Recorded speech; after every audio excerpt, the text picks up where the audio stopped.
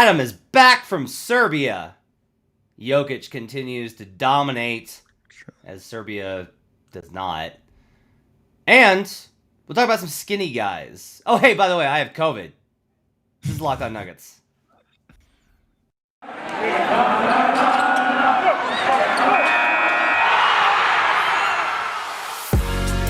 You are Locked On Nuggets, your daily Denver Nuggets podcast.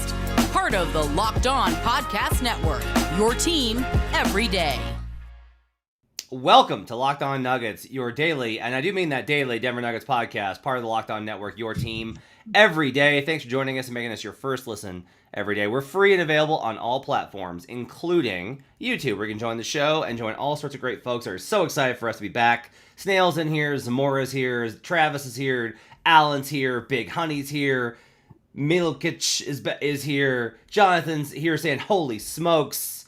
We're all here. Holy smokes. Holy smokes. That's a great phrase. I need to bring back holy smokes here on Locked On Nuggets. Programming notes. So you may have noticed there was not a show at all last week. And I'm, one, very sorry. And two, really bummed because I had all sorts of stuff planned. I had a whole week's worth of content I was set to do. And then last Saturday night, I started having some coughing and didn't feel great. And then Monday I had a fever and I tested negative on Saturday. And then Monday I got much, much worse. And then I tested again and got positive. And I've been pretty much down the whole time. I'm not over it. I have COVID and I'm not over it, but I'm here because Adam is back so I can not have to do all the work. So that's why I'm back. This intro, Matt, is just us in a nutshell right here. I had a great week. Yeah, you had an amazing time, and everyone that is listening should check out all the great content over at DMVR from their trip to Serbia. And it's like, how was your guys' week? It's like one of the best weeks of my life, life-changing, emotional, historic, and Matt had COVID. And Matt had COVID and laid in bed and watched Scrubs all week, and that's pretty much all I've done is watch Scrubs and play video games. And that's I need to watch Scrubs. I feel like that's a show I could go back and get into. Everybody whose opinion I likes it. There's gonna be stuff that doesn't age well, but in general, I absolutely adore it. It's one of my favorite shows. My friend who's a doctor, I once asked him what show is the best representation of what being a doctor is like, what being especially like a hospital doctor is like, and he was like, Scrubs. He's like, it's Scrubs without question. That's the closest it actually gets to what it's like. I say this. Flo asked, did I feel the altitude coming back? Absolutely not. Everybody has these things that are not true, but you believe them, so they become slightly true. I'm a Colorado person, man. I could leave for a year and come back. I'd be adjusted to the altitude. Nice. Scientifically inaccurate. There's absolutely no basis for this, but that's how it is. What's the altitude in Serbia? I don't even know this. Low. There's no mountains? There are mountains on the site, but we were not in them. Okay. All right. Well, anyway, if you want to check out all the great content, go ahead and check it out at DNVR. While Adam was there, got to watch a basketball game. So, Adam, usually in this situation, I would be catching you up on what's been going on around the NBA and everything else. But since there really hasn't been anything happening, and instead you have actually had a chance to not only watch the games, but see them live, and I have not, I will ask you this question. How's Serbia doing in its run-up to EuroBasket starting on September 1st? So, and it's funny, Matt, I mean this sincerely. Some people have gotten upset at some of my commentary, like, oh, you're pandering, to your new Serbian audience or what have you. Like, and it's funny, honestly, man, the week was so great because it was so fun and all these other things, but it also sort of the best thing that can happen is you start to see things from the perspective of the place you just went, right? Like you go there, you learn enough about it, and you're like, oh, now I get your point of view a little bit better than I did before. And one of those is as a basketball lover, I'm surprised that I never got more into things like EuroBasket, FIBA World Cup, and those types of things, other than through the lens of Team USA. Like back in the day, I loved Team USA, had a lot of my favorite players or whatever. Because being out there and talking to everyone, learning some of the histories, in particular of the Serbian basketball team's histories and Yugoslavian team, I just fell in love, not just with, the tournament or whatever that's going on, but also with just the concept in general. I'm like, why don't basketball fans get into this? This is like awesome stuff, and there's great storylines. And yes, it's not the NBA, but can't you have a second love that is these international competitions? So I say that to say the lead up, there were a few friendly games, whatever. These last two games were hugely important for a different event. And just to give you a quick overview, I'm going elementary here for some people. There's three major events in international competition as it pertains to Europe. There is the Olympics, there's the World Cup, and then there's EuroBasket, which is its own thing. And EuroBasket in many ways is like the most exciting one, because in World Cup and in the Olympics, it's harder to get in. And I think the rules are set up that make it really stupid. Like Serbia, easily a top 3 country in basketball in the globe. But for them to qualify, they need like their B team basically to beat other teams as B team in these qualifying events. So they might not make it to the World Cup, even though they're clearly one of the top teams. But with EuroBasket, more teams get entry. You know, it really is like all the teams kind of get a chance. So you get all of the best ones. And the structure of it just allows, in my opinion, for a little bit more of a true who is the best of Europe. So long little way of saying what happened in the last week, really over the last 4 days, was World Cup qualifying events that were hugely important for Serbia that have nothing to do with EuroBasket. They have everything to do with setting up for next year's World Cup competition. So they were no less important. They were extremely important. They played Greece and they played Turkey, and they got both wins, both in buzzer beater fashion. One in OT against Greece, although they should have won it in regulation. They kind of choked down the stretch to force overtime and then won it again. And then Turkey, kind of similar, up 20 in the game, and then they end up blowing it in the second half, gets tied with 1:30 to go, and then they pull out the win at the end. So that's the broad strokes. They won both games. They were hugely important, and they were both like really compelling games, if not a little bit frustrating at times. Yeah, the general impression I've gotten from fans is that there's been a lot, and like this was my experience watching the game that I watched, that was basically just that it's a lot like watching last year's Nuggets, where you're like, man, get Jokic some help, like just right. like why, you know. But it looks, I can't believe is a strong is a not a strong. It's a mischaracterization. I can believe it.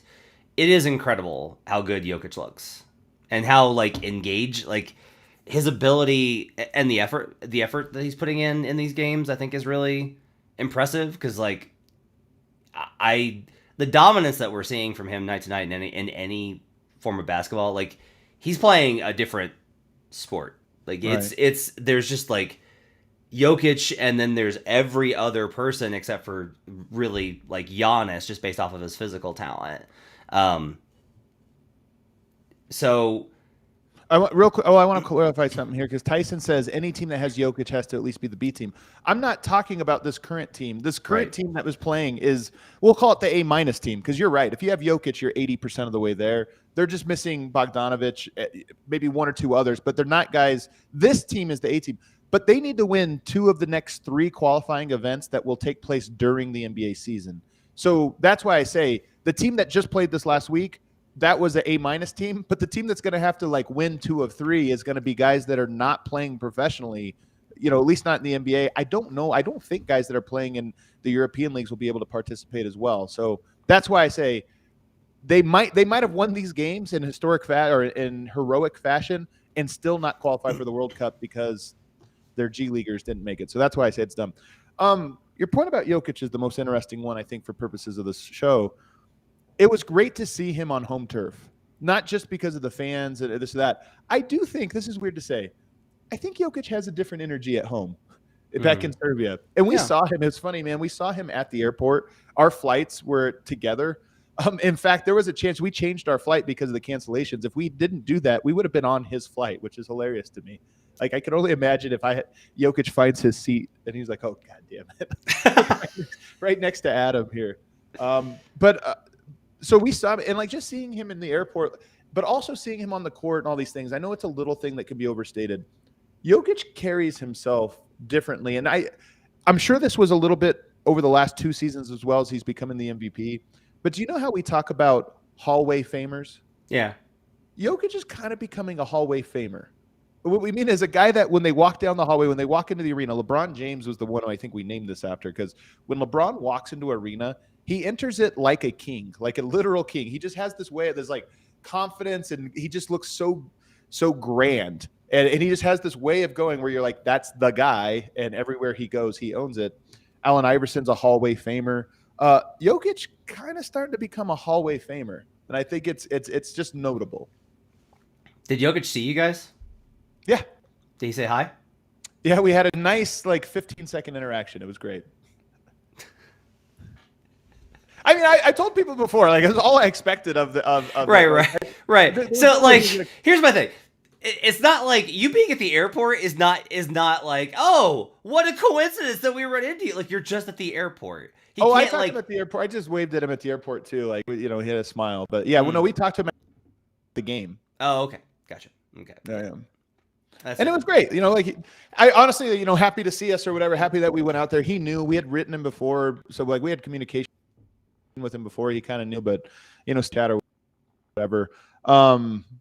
More to the point, though, like I said, he's been this guy that you could tell didn't really embrace fame and embrace those things. Like, he just doesn't have social or whatever.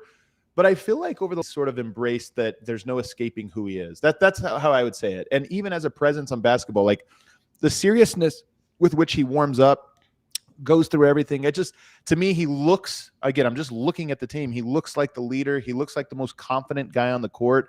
He kind of looks like a killer. Like, he just approaches the game with this intensity and confidence. And it was just cool to watch. And then when you watch the game, he's the most, him and Giannis are out there and they honestly look like, like Godzilla or something. They're just bigger than everyone else on the court in spirit. I would love to find out. Someone would have this answer, and I don't know who, whether it's his brothers or his agent or Tim or whoever. Someone would know this, that I believe there had to have been, even if it wasn't like a singular moment, there was a transformation that we saw kind of occur, because I used to press him on this about, Nikola, you're the best player on the team, and he'd be like, well, no. And it's like, there became a point where it was like, this is a problem that you don't recognize that you're the best player on the team. Right. And whether it was a contract or whatever else, he's definitely gotten to the point now where he acknowledges that and embraces that, and that's definitely. But I think another level, Matt, where I think he's starting to embrace that he's the best player in the world, and that's what I mean. Why does LeBron James walk in and have Hall of Fame energy? Right. It's because he knows he's the best player in the world. I think Jokic now has that too, where he's above everything, and it's just kind of cool to see. But we take a break. On the other side, though, we should talk about the games too, because there's interesting game stuff, including from Jokic in them that I kind of want to touch on. We'll do that when we come back on Locked On Nuggets. But first, I want to tell you about. I got a message for you here from the NHTSA, NHTSA, I believe is how people have described it. Do you think it's okay to drive stoned? The truth is, your reaction time slows way down when you're high. You're not only putting yourself in danger, but everyone around you. Stop kidding yourself. If you've been using marijuana in any form, do not get behind the wheel. If you feel different, you drive different. Drive high, get a DUI. We'll be right back on Locked On Nuggets. Back here on Locked On Nuggets, thanks for joining us, making this part of your day and your first listen each and every day. Adam Mares back here with me, a solid 60% Matt Moore. I'm 60% right now, but we're hanging in. Adam's 115% riding high. So true, man. I really am. Off of going to Serbia. So, all right, they play Greece and Turkey. They win both games. Both are close. Both go to OT. Jokic hits an absolutely redonkulous Sambor Shuffle. We're calling it the Sambor Shuffle. That's the one. That's the Sambor Shuffle. That's the Sambor Shuffle. It was a three-pointer, Matt. A three-pointer from the corner as the buzzer hit right as it splashed. It was. What was the crowd reaction? Extremely important. What's that? What was the crowd like at that moment? Tell me about the crowd. I'm telling you, the crowd in this one, Matt, was so special because you felt what it meant. It wasn't just that it was exciting, but it felt like a coronation of sorts. There's a weird dynamic people don't know in the U.S. between Jokic and fans of the national team, which is to say all Serbs. And that is because he didn't play in some of the key events over the last 4 or 5 years. And some people wondered, okay, he's not. Some guys went as far as to say, I hate him. I'll never root for him again. They went all in on saying he's not a patriot or what have you. But I felt like that shot, because of how big the game was, how big that moment was, that was like with a minute 30 to go in the game. And it put them up 8, basically felt like it was a clincher. That shot was so important that it kind of felt like all right, he's back. Like our child again. Like we're back in. What can we do? This is an all-time great. And here's the thing people don't realize, Matt, that I hope people do. The game, there's not that many games that get played in Belgrade. So for people to get to watch their national team, which is by far their most important team, like they'll be fans of NBA teams, but the national team is like their team. So for them to get to watch it in what was the biggest crowd in World Cup qualifying history, and for them to get to watch an important game like that featured Giannis, a worthy like opponent, to go against, and then for him to hit that shot. And then on top of that, Matt, this is the most interesting thing. Sitting courtside around the entire court were so many of the legends of Serbian basketball, between legendary coaches and players.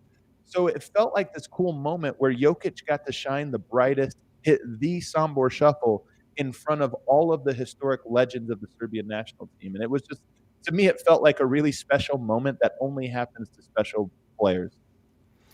I think there's a lot of difficulty for U.S. fans to understand these games from the context of, we're used to like build up, right? So like there's a season and playoffs and then X, right?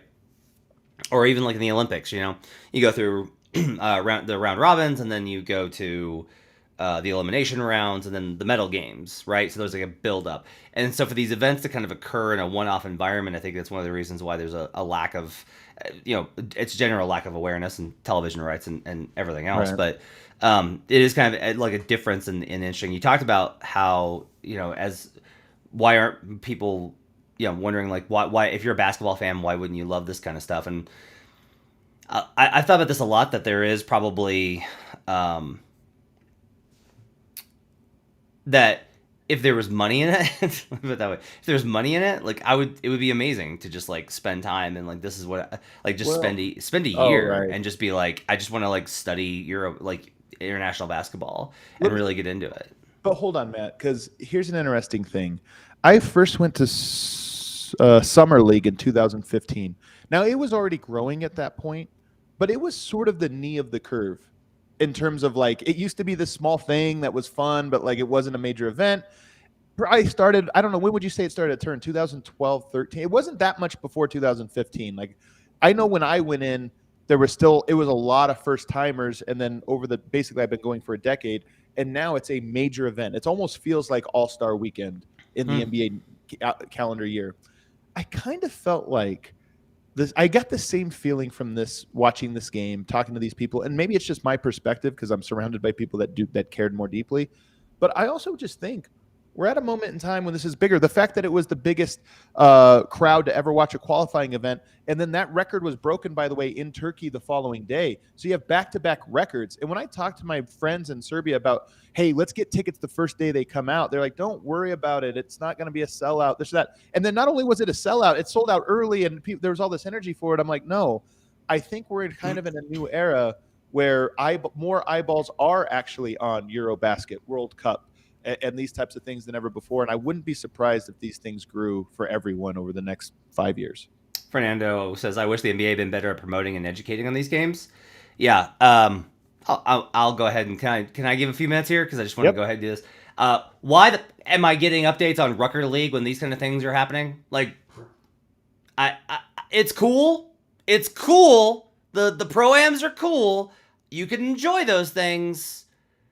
But like, Drew League, Rucker Park League, you're like, come on, man, this is actual professionals, right?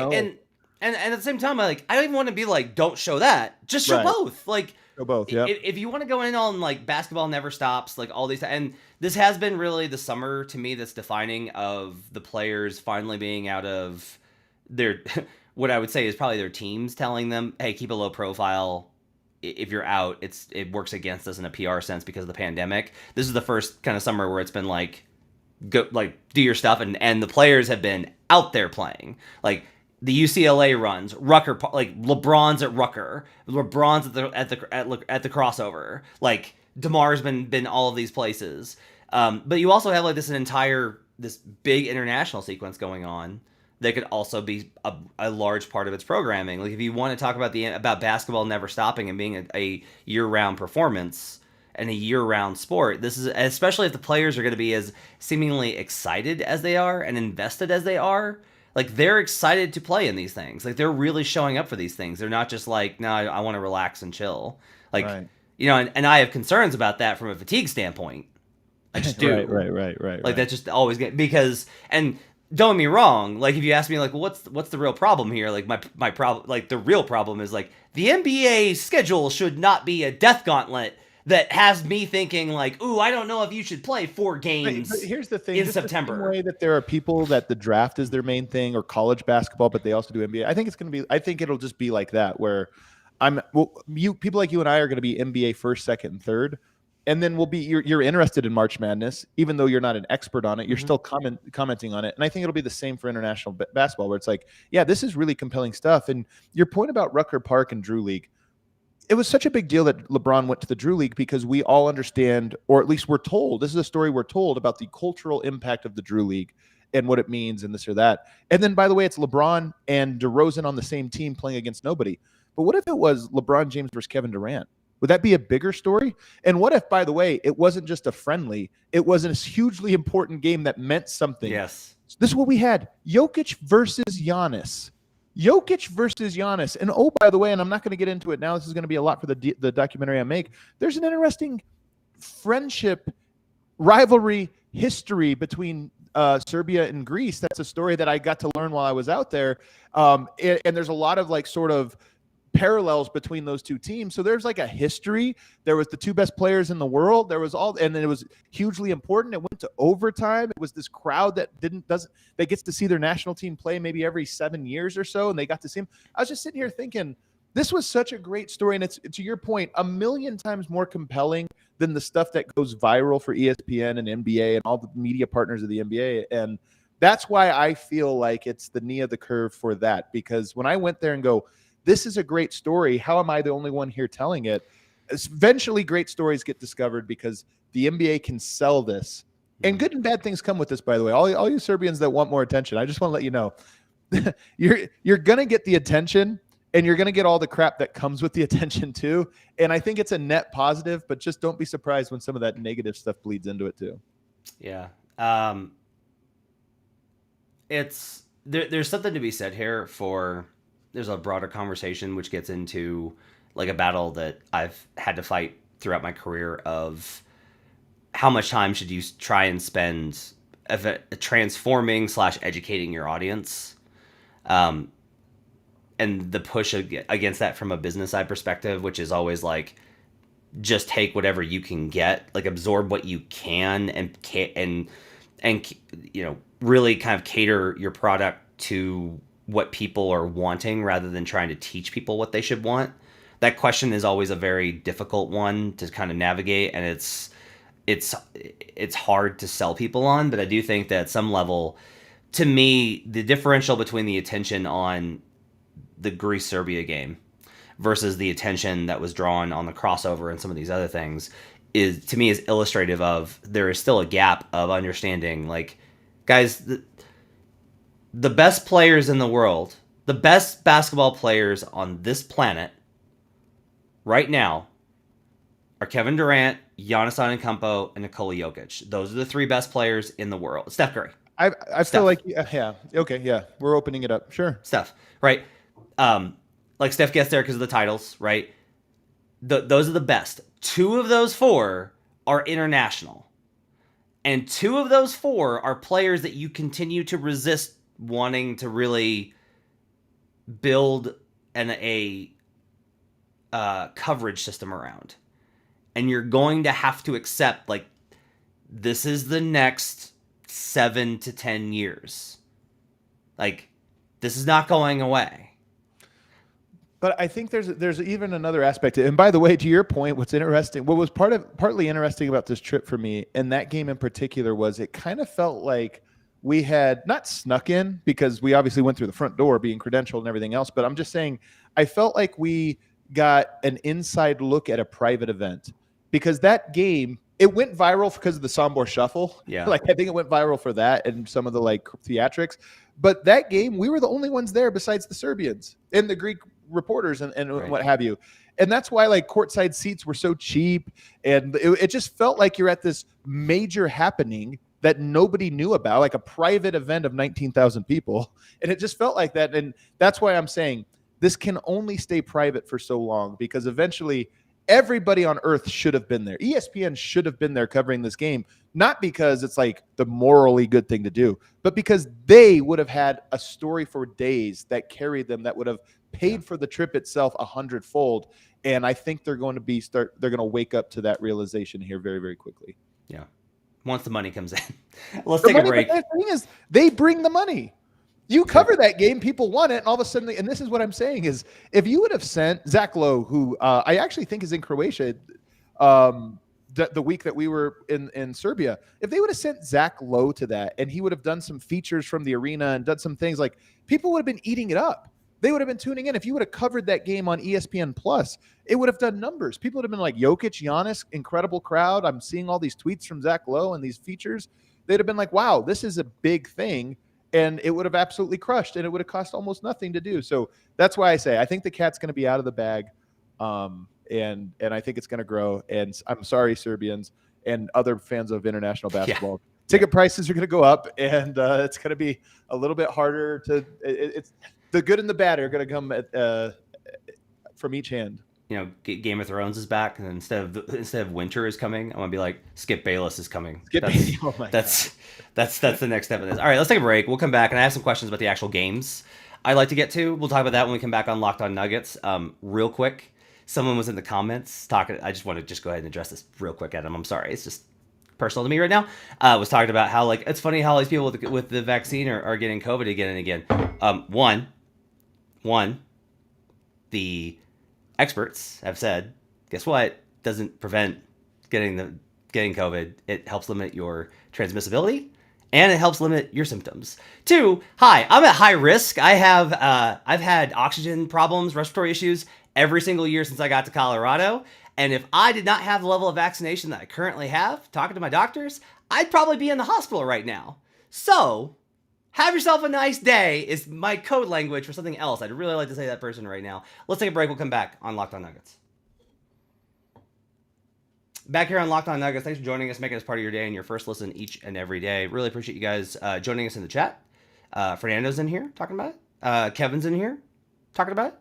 And all sorts of good folks in the comment section. We have a really good time in the comment section. Like, it's really added a lot to the show. When we started doing these live shows, I was like, yeah, we'll see. Maybe we'll have some folks in there. And it's like, we have like a community, and it's really awesome. And that's just like, I'm very excited to have that and to be a part of that alongside Adam Mares, who's back from Serbia. Speaking of Adam, you have some thoughts on Nikola Jokic and a corollary to the Nuggets team in terms of primary ball handlers. And I want to give you some room to talk about this from a basketball perspective. So the Serbian team has some really good players on it. It's all sold as like, hey, they don't have Bogdanovic, this or that. Their players on there, Micic, Mulatinov, like, there's some good players. Yaramaz had one of the best games of his life in the Greece game. There's guys on there that when I watch them, I'm like, man, they play the way I like. Like, that's a really good NBA player in a good system. There's a lot of Spurs, you know what I mean? A lot of Spurs type players on the team. But the stars are Jokic, first and foremost, but also Vasa Micic, who is the MVP of EuroLeague and a bit of a funky player. Like, he's a spread pick and roll player. And I've actually enjoyed the moments watching Serbia when Micic is not on the court with Jokic, which is weird to say. And the reason is because I feel like the ball pops a lot more when you don't have a player that acts as the primary like pick and roll partner with Jokic, when it's more of just a, hey, we're going to run through everybody and we're going to move and nobody's good enough to hold the ball at all. Micic, and I think he's a good guy, and I think they're going to grow. Like, this is part of this is they've only been playing together for a couple of weeks, even though they do have a history. Micic was on Jokic's mega team back in the day. So they actually have played together, just been a long time. But the thing I don't like about Micic is he always runs screen and rescreen. Rather than just run the screen, kick, run into the next screen, dribble, handoff, whatever. It's always screen, rescreen. And the Nuggets do this a ton. With Micic, it would often be screen, rescreen, reset, screen, rescreen again. and just the ball sticks. There's just a lot of, as good as those guys are, Jokic and Micic, and as tough as that is to cover, there's a lot of times when they're on the court that the other three guys are just standing there. And it made me think, I think we got some of this with Jamal. There's no question that the Jokic-Murray two-man game is elite. There's no question that, especially in the close to a game, it doesn't really get better than that. And there's also these auxiliary benefits when you have this type of offense, namely that there's fewer turnovers. Jamal Murray's a low turnover player, and I think in part because you're not going to turn the ball over when you're not passing it. You're just kind of running pick and roll. But I do think it also takes away from some of the peaks, in particular, just developing the flow of the game. And it's just an interesting thing. I don't know this national team or Vasa's game well enough to say this with too much confidence, but it's one thing I'm watching where I'm like, the ball gets a little sticky and too predictable when those guys are just running that action over and over and over again. You know, I had a lot of conversations back in the day about what essentially was Jokic ball. Right. And whether it would be viable in a playoff setting or not. And what's I think is fascinating is that I at least have moved more to your way of thinking, while even though I think that there are some results that kind of support my belief that you needed something alternative at least. I think that the key here is that I think in key possessions, in crucial stretches, there's actually PvP stats has a thing called leverage, which is it actually measures how much like a player sequence impacts win probability, right? So let's say high leverage situations. If it's a high leverage situation in terms of impacting win probability, I think if a team is intent on limiting ball movement and that style of Jokic ball, I think that they can be effective. I don't think Jokic ball is unstoppable the same way that a two-man game can be unstoppable because of it. Now the counter is if you commit so much to the two-man game, you actually can open up Jokic ball. And like that's really I think is what is where the nexus of the Nuggets specifically comes in, is the ability to, oh, okay, you're going to focus in on shutting down the two-man game, then we're opening it up. Oh, you're going to try and shut down our cutters, then we're going to bludgeon you with two-man game pick and roll and just make you weep. We're going to run this at you over and over and over again. And it's that, to me, it's as with most things, especially in basketball and in life, it's never a binary choice. It's more about, it's a decision tree. And the ability to have both of those things. I think with Jamal, it's likely that as he gets older, he will only become more able to open things up further out of the two-man game, because I think we've seen that with great point guards like Jason Kidd, and others, and even to a degree like Steph Curry, in terms of that advancement.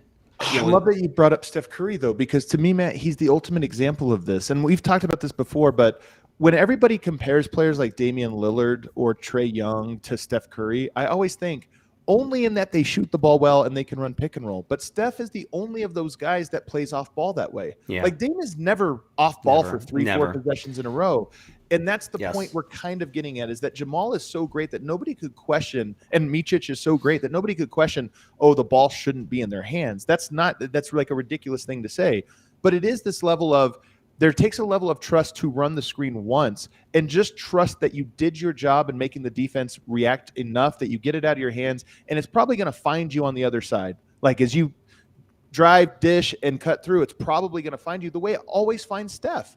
Think about how often Steph drives to the basket, kicks it, and then that's when he's most dangerous, because you're like, oh, I stopped him. And it's like, nope, exit out the other side, run around 2 screens, 3. And that's what I'm getting at, is that this Serbian team, more so than even the Nuggets, by virtue of the players that they have on the roster, is so easily able to find that rhythm, but you have to make the first pass in the pick and roll. And both Micic and Jamal, I think, sometimes don't, because the option of just holding onto it, running another screen is such a good option that you're like, why wouldn't I do it? Yeah, I did a deep dive on Steph 2 years ago, and I just decided I was like, I do a bunch of different deep dives every year, and I just decided I was like, I want to really like just look at, I didn't know it was a Gretsch. I'm sorry, I thought I didn't know that was a Gretsch. That's awesome. I decided to just look at Steph, and really I wanted to understand him as much as possible. And when I did it, it was really, if you'd asked me like who is the best off-ball player in the NBA, I would have said Steph Curry. What really stood out was how hard he works at it, though. Yep. And I believe all NBA players work harder than 99% of the population. They just do. Like they're just they have resources and reason to do so, but they do, the work they put in is incredible. Yeah. I've never really understood why nobody looks at what he's done and says I want to do that. Like if Dame Dame to a certain degree, I do think is limited because it's like he doesn't have somebody that can do the other stuff. Like he's got to have the ball in his hand, right? Like I think if you put Dame in a system where you had it, like if you put Dame in a system with Jokic and was just like, hey, we want you to run off ball, I think Dame would be like, as long as we win, that's fine. But whether it's pride or comfort or control, there's always been this kind of thing where guards have a hard time accepting and embracing the idea of committing to not having the ball in their hands and working off ball and putting their energy into that off ball movement to create these open looks. And it's baffling to me because it's like you're going to get better shots and more shots if you commit that way. Can I comment on this? Because what did you say? Pride, comfort, and control. And I think it is all of those three things. I think that's like maybe the perfect three words to say. But I'll say that it's a long-term investment. And here's what I mean. Murray and Jokic could get their two-man game back to snuff by November, maybe quicker. Like they have that.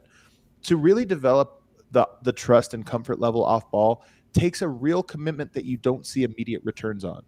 And I think think about how long it took the Nuggets to go to Jokic as their fulcrum, even though it was so clear his rookie season that's like, hey man, this makes things better for everyone. But it was still like, but whatever.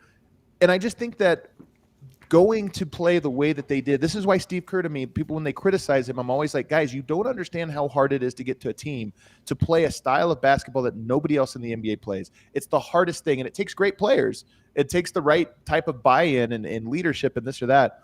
But to me, that's why is if the Nuggets went into training camp this year and Michael Malone said, Jamal and everybody else and Michael Porter and everyone, we're committed to getting you guys off ball more, not because we don't believe in the two-man game. We believe in it supremely, but because we think that adding these new wrinkles is going to open everything up.